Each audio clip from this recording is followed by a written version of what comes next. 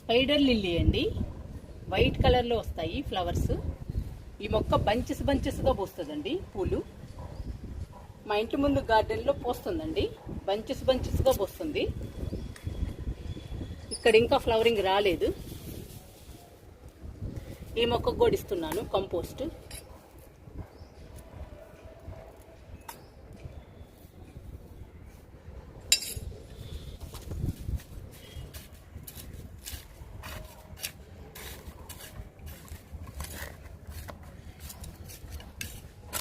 మొక్క చుట్టూ లూజ్ చేయాలండి మట్టిని.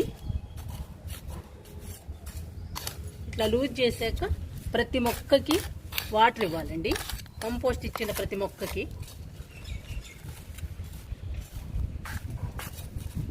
అప్పుడే వెంటనే పోషకాలు అందుతాయి మొక్కకి. చాలా బాగుంటాయండి మొక్కలు కూడా.